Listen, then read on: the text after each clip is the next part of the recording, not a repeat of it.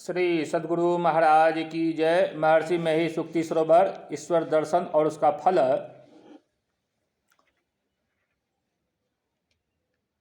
संतमत प्रत्यक्ष दर्शन का यत्न संतमत बतलाता है। संतमत बतलाता है कि प्रत्यक्ष दर्शन होगा बाहर में नहीं, अपने अंदर। बाहर में प्रत्यक्ष दर्शन का काम करते रहो, लेकिन वह दर्शन नहीं होगा। इसलिए बाहर का काम करना छोड़ दो। कोई कहे कि बाहर का काम कैसे छूटेगा। मैं कहता हूँ, जागृत से स्वप्न में जाते हो, क्या काम करते हो? गहरी नींद थोड़ी देर के लिए होती है, उसमें काम छूट जाता है। इससे आगे की भी अवस्था है, जिसको तुर्य चौथी अवस्था कहते हैं, उसमें जाओ। यह जाना अपने को जो चेतन अवस्था में ले जाता है, उसी के लिए संभव है। शरीर इंद्रियों से जानने और मिलने योग्य ईश्वर मानोगे तो उसमें ऐसी ऐसी बात देखने में आएगी जिसे देखने से ईश्वर मानने के योग्य वह नहीं रह जाता। उसको ईश्वर मानना अंधी श्रद्धा होगी। जो मन इंद्रियों से नहीं जानो, उसको किससे जानो? तो कहा चेतन आत्मा से। इंद्रियों से पृथक पृथक होने के कारण उनका पृथक पृथक ज्ञान होता है। सब विषयों को एक ही इंद्रियों से नहीं जान सकते। आँख से रूप देखते हैं, कान से शब्द सुनते हैं, नासिका से गंध ग्रहण करते हैं, जिह्वा से रस लेते हैं और चमड़े से स्पर्श का ज्ञान होता है। इंद्रियों के पृथक पृथक होने के कारण उनका पृथक पृथक काम है। किंतु तुम्हारा निज काम क्या है? तुम्हारा निज काम परमात्मा की पहचान है और अपनी पहचान है। वेद के अंदर ईश्वर की मान्यता, ईश्वर में आस्था का बहुत जोरों के साथ विश्वास दिलाया गया है। वेद केवल यही बता देता है कि है ईश्वर, है ईश्वर, है ईश्वर, सो नहीं। वेद बता देता है कि ईश्वर है। तुम प्रत्यक्ष में पा भी सकते हो, परंतु अव्यक्त है। व्यक्त पदार्थ ईश्वर नहीं है, व्यक्त पदार्थ माया है। जो अव्यक्त है वह ईश्वर है।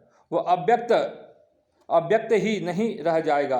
अगर तुम उसकी भक्ति ठीक ठीक करो तो वह तुम्हारे लिए व्यक्त होगा। माइक पदार्थ व्यक्त मालूम होता है इंद्रियों के ज्ञान में। इंद्रियां तुम्हारी देह के साथ साथ तुम्हारे सब अधीनस्थ चीज़ें हैं। इनके द्वारा तुम माइक तत्वों को ही जान सकते हो। माइक तत्वों को जानने का जो यंत्र है, उसी यंत्र से तुम निर्माइक तत्वों को भी जानो, ऐसा विश्वास रखना पागलपन है। इसके वास्ते जो दर्शन करना चाहेगा वह अपने को बिल्कुल शरीर आदि से हटा ले। कहने में तो कुछ ऐसा लगता है कि है ही बात है, लेकिन है ही बात नहीं, बड़ी ऊंची बात है। तुम अपने को बिल्कुल नंगा कर लो। जो यह शरीर का पहनावा तुम्हारे पर रखा गया है, यह पहनावा बड़ा दुखकर है। स्थूल शरीर, सूक्ष्म शरीर, कारण शरीर, महाकारण शरीर, यह बड़ा दुखकर है। इन सब से रहित होकर चिदानंदमय देह तुम्हारी विगत विकार जान अधिकारी, इस स्वरूप में हो जाओगे। इस स्वरूप को फिर कहीं से खोज कर नहीं लाना पड़ेगा। न गुरु महाराज को जाकर कहना पड़ेगा कि हमको इसी स्वरूप में ला दीजिए। वह कहेंगे कि बच्चा तुम खुद साधन करोगे, तुम तो यह हो ही। ऐसा जब हो जाएगा तब अव्यक्त ईश्वर ऐसा व्यक्त होगा जैसे इंद्रियों के सामने सूर्य भगवान व्यक्त हो जाते हैं। जो जहाँ कहीं बैठा रहता है वह वहीं से चलता है। इस शरीर के अंदर जहाँ जीव की बैठक है वहीं से वह चलेगा। इसका यत्न गुरु से जाना जाता है, यह अंदाज से नहीं होता है। वहाँ पर जाने का रास्ता नहीं है, सिमटाव होने से उस पर जाना होता है। संत कबीर साहब ने कहा है, बिन पावन की राह है, बिन बस्ती का देश, बिना पिंड का पुरुष है, कहे कबीर संदेश। मन और चेतन आत्मा संग होकर चलते हैं। मन अपनी शक्ति की हद तक जा सकता है, आगे नहीं। आगे चेतन आत्मा ही चलती है। संत तुलसीदास जी ने कहा है, सहस कमल दल पार में मन बुद्धि हिराना हो, प्राण पुरुष आगे चले सोई करत बखाना हो। प्राण पुरुष चेतन आत्मा है। जहाँ केवल चेतन आत्मा ही जा सकती है, वहीं परमात्मा के दर्शन होते हैं। जहाँ अंतःकरण का घेरा छूटा, तब ऐसी कोई बाधा नहीं रहती जिससे ईश्वर दर्शन नहीं हो। यह काम अंदर में चलते चलते होने योग्य है, कोई और उपाय नहीं है।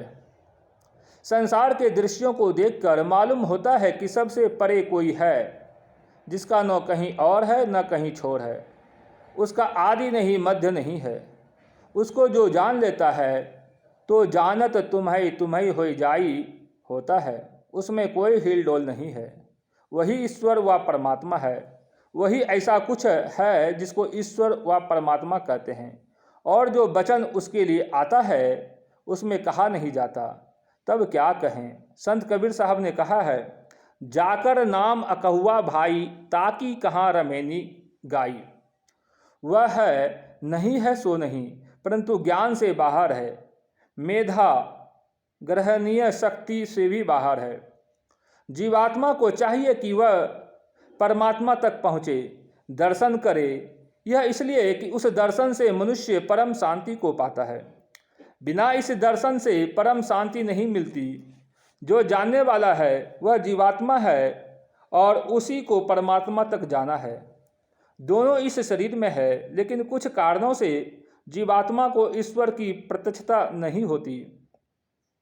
वे कारण ये हैं कि माया के स्थूल सूक्ष्म आदि भेदों से जीवात्मा के आवृत रहने में उसे केवल इंद्रिय ज्ञान में रहना पड़ता है। इसलिए उसको इस दशा में ईश्वर का प्रत्यक्ष ज्ञान से बाहर कर निजी ज्ञान में हो जाएं, तब ऐसा जहाँ पर हो सकेगा वही ईश्वर का दर्शन होगा। एक ही घर में दो मित्र हैं व एक ही घर में प्रभु और दास हैं, तो मिलने के लिए घर ही घर चलना होगा।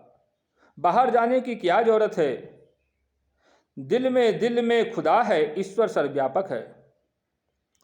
चेतन आत्मा स्वयं ज्ञान स्वरूप है। इंद्रियों के कारण चेतन आत्मा को ज्ञान नहीं होता, बल्कि चेतन आत्मा के ज्ञान से ही इंद्रियां को ज्ञान है।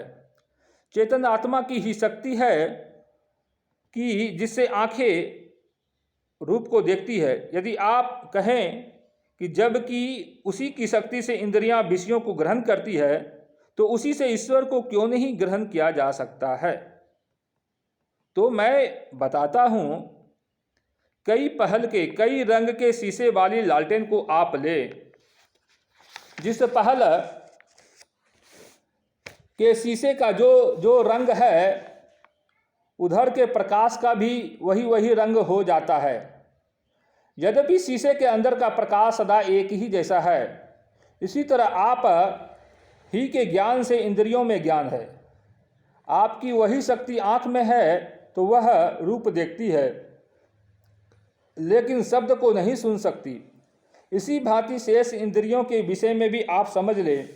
इंद्रियों से छूटकर आप अपने ज्ञान में ईश्वर की पहचान कर सकते हैं। सब धर्मों या मजहबों का सार एक ही है। जैसे शरीर का सार प्राण है, उसी तरह सारे मजहबों का सार एक ही ईश्वर है। उसके लिए साधन भी एक ही है। यह बात बड़े फुकराओं की और संतों की है। लोग इसे साधना करके जान सकते हैं। संसार में 5 ही तरह की चीजें हैं। एक वह जो देख सकते हो, दूसरा वह जो सुन सकते हो, तीसरा वह जो तुम गंध ले सकते हो, चौथा वह जो स्पर्श कर सकते हो, और पांचवा वह जिसका रसास्वादन कर सकते हो। ये सब मिलकर 5 होते हैं। रूप, रस, गंध, स्पर्श और शब्द। इन 5 में से कोई पदार्थ ईश्वर नहीं है। इन 5 को चिंते रहोगे, लेकिन ईश्वर का दर्शन नहीं होगा। 5 चीज का संघात मनुष्य शरीर है। इसी तरह सभी शरीर है। कोई शरीर कितना भी सुंदर हो, विकट हो, डरावना हो, उसमें भी ये 5 हैं। रूप, रस, गंध, स्पर्श और शब्द, इन 5 को जहाँ पाओ वहाँ समझो कि ईश्वर दर्शन नहीं हुआ है। नेरे सूझत नहीं ल्यानत ऐसो जिंद, तुलसी या संसार को भयो मोतिया बिंद। अपने को ही मोतिया बिंद है। मोतिया बिंद वह रोग है जो आंख की पुतली पर पत्थर का सा पर्दा हो जाता है। आजकल लोग उसको डॉक्टर से निकलवा लेते हैं। जिसको मोतियाबिंद होता है उसको सब कुछ रहते हुए कुछ दिखता नहीं। उसी तरह ईश्वर पाने के लिए जो नेत्र अपेक्षित है उस पर पर्दा है। वह नेत्र कैसा है? वह नेत्र का नेत्र है और देखने के दृश्य का देखने वाला है। वही है अक्षर, जिसमें परिवर्तन नहीं होता, जो छीन होते होते छीन हो जाता है, सो वह नहीं है, वह अक्षर पुरुष है। वही अक्षर पुरुष अपने आप को समझो, यह चेतन रूप है। इसी के ऊपर शरीर और इंद्रियों का आवरण हो गया है। यही मोतियाबिंद है। इस आवरण के कारण नहीं देख सकते हो, नहीं दर्शन कर पाते हो ईश्वर का। मनु शतरूपा ने कठोर तपस्या की। शरीर छूटने के बाद विशाल स्वर्ग सुख भोग कर उन्होंने साकेत अयोध्या में राजा दशरथ और रानी कौशल्या होकर जन्म लिया। पुत्र रूप में भगवान श्री राम का अवतार उनके यहाँ हुआ। इतना सब कुछ होने के बावजूद बाहरी दर्शन के कारण माया का खेल नहीं छूटा। गोस्वामी तुलसीदास जी जैसे राम भक्त को भी सत्य को व्यक्त करने के लिए लिखना पड़ा कि सुरपति बसई बाहुबल जाके, नरपति सकल रहि रुख ताके, सो सुनि तियरीस गयो सुखाई, देखहु काम प्रताप बराई। सूल कुलीस असी अंगव निहारे, तेरति नाथ सुमन सर मारे। ऐसा तपी और वरदान पाने वाले भी काम से नहीं बच सके। मतलब यह कि बाहर के दर्शन से काम, क्रोध, मोह आदि से नहीं बच सकते। बच कौन सकते हैं? जो अपने अंदर अंदर चलते हैं ईश्वर दर्शन के लिए। लंबा मार्ग दूरी घर, विकट पंथ बहुमार, कह संतों क्यों पाई ये दुर्लभ हरि दीदार। संत कबीर साहब। इतना लंबा कोई रास्ता नहीं है। विकट पंथ, जिस रास्ते पर चलकर पहुंचा जाता है उस पर विघ्न बाधाएं भी होती है। विघ्न बाधा में मन को अशांति होती है, इसीलिए विकट पंथ बहुमार कहा। थोड़ा थोड़ा चलते चलते लंबा सा लंबा रास्ता भी कट जाता है। जो धीरजवान साधक है वह चलते चलते रास्ते को पार कर जाता है, तब परमात्मा का दर्शन होता है। यह दर्शन चेतन आत्मा को होता है। यह दर्शन बाह्य आंख से देखे बिना होता है। चेतन आत्मा का जो शरीर का संग है, इसी से अज्ञानता है। जो चेतन आत्मा की पहचान में आ जाए वही ईश्वर है। जो इस बात को भूल जाएंगे उनको ईश्वर का दर्शन नहीं होगा। किसी अवतारी रूप का दर्शन ईश्वर स्वरूप का दर्शन नहीं है। आँख से जो दर्शन हुआ वह माया का ही दर्शन हुआ। उससे आगे जो आत्म स्वरूप है उसका दर्शन नहीं हुआ। सब रूपों में जो आत्मा है उसका दर्शन रूपों के दर्शन से नहीं होता है। जैसे सबके शरीरों को सब कोई देखते हैं लेकिन आत्मा को नहीं देखते हैं। आत्मा का दर्शन हो जाता है तो ईश्वर का भी दर्शन हो जाता है। राम स्वरूप तुम्हार बचन अगोचर बुद्धि पर, अविगत अखत अपार, नेति नेति निति निगम कह। रामचरितमानस। सर्वव्यापक तत्व को यहाँ स्वरूप कहा है। जो आप स्वयं हैं वही आपका स्वरूप है। आप शरीर नहीं हैं। शरीर में आप रहते हैं, उसी को आत्मा कहते हैं। उसे आत्मदृष्टि से देखना होता है।